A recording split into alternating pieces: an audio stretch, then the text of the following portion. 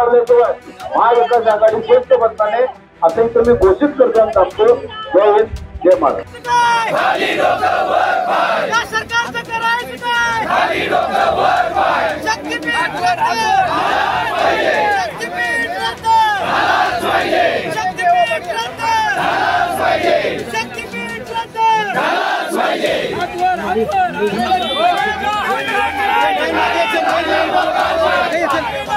ये मागे चला तू मागे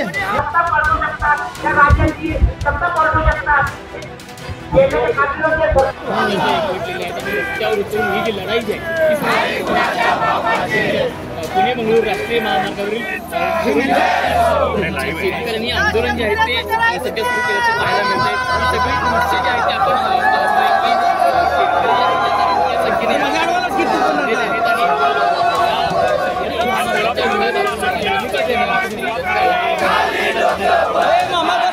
कोल्हापूर जिल्ह्याच्या तमाम शेतकऱ्यांच्या वतीनं आज आम्ही एवढंच सांगू इच्छितो की जो मुळातच जनतेला मान्य नसणारा, त्याचबरोबर या ठिकाणी जुना अस्तित्वात असणारा रस्ता त्याचं रुंदीकरण करून हे सगळे शक्तीपीठ जोडू शकतो आपण. परंतु असं न करता नव्यानं ऍडव्हान्स घेतलेली विधानसभेच्या निवडणुका डोळ्यासमोर ठेवून त्याची परतफेड करण्यासाठीचा हा शक्तीपीठ महामार्ग आहे. हे शेतकऱ्यांच्या जीवनामध्ये मातीव करवणारा हा शक्तीपीठ महामार्ग आहे असं या ठिकाणी आम्हाला म्हणायचं. आणि जर सरकार हे शक्तीपीठ महामार्ग करत असेल तर निश्चितपणाने या 12 जिल्ह्यातले शेतकरी एकवटून हा शक्तीपीठ महामार्ग रद्द केल्याशिवाय राहणार नाही. आता माझ्या जिल्हा परिषद मतदारसंघामधील 5 ते 7 विभागातल्या गावातून हे जमीन जाते आणि जनतेचे पुढारी म्हणून, शेतकऱ्यांचे पुढारी म्हणून आणि या कोल्हापूर जिल्ह्यातल्या ज्या पंचगंगा, कृष्णा सर्व नद्यांच्या खोऱ्यामध्ये एक नव्यानं एक वेगळा बांध निर्माण करणारा हा शक्तीपीठ महामार्ग असल्यामुळे प्रत्येक या जिल्ह्यातल्या सगळ्या शेतकऱ्यांचा हा प्रश्न आहे. असं जर म्हणत असेल तर सध्या अस्तित्व असणारा सांगलीपासून कोल्हापूरला येणारा महामार्ग काही यांनी केला नाही. कोल्हापुरातून अन्य ठिकाणी जाणारे रस्ते या ठिकाणी चौपदरीकरणाचे का केले नाही? जे मुळात अस्तित्वात असणारे महामार्ग ते जरी रुंदवले, ते जरी नव्याने केले तर या ठिकाणी विरोध असण्याची काही गरज नाही. नव्यानं इथली भौगोलिक परिस्थिती कोल्हापूर जिल्ह्याची वेगळी आहे, कारण का या नदी खोऱ्यामधून जाणारा हा रस्ता या जिल्ह्यातली शेती उद्ध्वस्त करेल असं या ठिकाणी आम्हाला वाटतं. बाबासाहेब देवकर, शेतकरी कामगार पक्ष. नमस्कार, तुम्ही कुठून आलाय? चौगुले साजनी, जिल्हा कोल्हापूर. किती जमीन जाते तुमची? आमची बागेत जमीन आहे 3 एकर 14 गुंठे. बागायत त्या क्षेत्रामध्ये एकरी 40 टन केळी आणि एकरी 120 टन ऊस उत्पादन घेणारी शेती आहे आमची. गेली माझ्या 40 वर्षापासून मी शेती करतोय, तर दिवसेंदिवस त्या शेतीच्या उत्पादनामध्ये वाढ होत आहे. आणि अशी ही शेती देणं म्हणजे आमच्या ह्या काळी माता आहे आमची. आम्हाला जे आज आईचं जे प्रेम आहे ते प्रेम या आमच्या जमिनीनं दिलेलं आहे.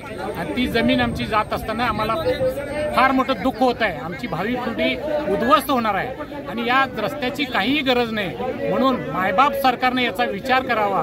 मोबदल्याचा विषयच नाही, मोबदल्याचा हे म्हणजे गाजर दाखवून लोकांच्या दिशाभूल करतायत, तर आम्ही त्याला सहमत नाही. आम्हाला हा शक्तीपीठ महामार्ग रद्दच व्हायला पाहिजे. आमची जाणारी जमीन सुद्धा बाधित होणार आहे, त्यासोबत आजूबाजूला असणाऱ्यांच्या जमिनी सुद्धा पानस्थळ होऊन त्या जमिनी नापीक होणार आहे. म्हणून या तुमच्या मीडियामार्फत मी तुम्हाला विनंती करतो की शासनाच्या दरबारी हे आमचं निवेदन तुम्ही सादर करावं, एवढीच इच्छा आहे. धन्यवाद. कृष्णा जत्राडे, कागल तालुका, शिदनेरी गाव. जमीन किती जाते? 2 एकर जाते. काय शासनामध्ये शक्तीपीठ महामार्ग करायचं म्हणते सरकार? कशाला काय कमायचं आहे? ज्याला देवाला जाय, देव काढायला ज्याला देवाला जायचा आहे तो पायानं जातोय, थांबत नाही. कोण विमानानं जातोय, थांबत नाही. रस्ता करून जमिनी घालून पैसे काढून तुम्ही चैनी करा तिथं बसून. हा, हे या फडणवीसाचं काम आहे, दुसरं काय नाही. मला आम्ही तिथं आत्महत्या होऊन दे, बांधायला बांधा तिथून मारणार आम्ही. आता काठ्या नेऊन ठेवल्या तिथं. होय, सुट्टी देत नाही आम्ही त्याची. नाही जमीन देणार नाही, 1 गुंठा देणार नाही, मारायला चालेल. सरकारला काय सांगाल? काय सांगणार तिथं मोजणी करायला तर बघता काय करायचं. किडनीतली किती जाते तुम्ही 1.5 एकर. काय म्हणजे देणार नाही नाही नाही देणार नाही. का का म्हणजे खायचं काय पोटाला? हा पोटाला काय खायचं? सरकार जास्त पैसे देतो म्हणते. काय पैसे काय आम्हाला ते दाडण धरायचं आहे ते? हा? पैसे काय दाडण धरायचे आहेत का? जास्त पैसे देऊ काय नको. सरकार करायचं म्हणते. आम्ही आलं तर ते तिथे ठेचून काढणार. मोजणी करायला आली तर ठेचून काढणार तिथे.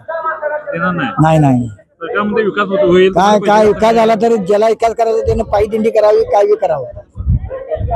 देणार नाही. नाही नाही नाही ज्या जेव्हा जायचं तिथं पायी दिंडीने जायच नाही. आम्ही आता वर्षाला पायी दिंडीने जातोय. वैशाख वारीत आणि उन्हाळ्यात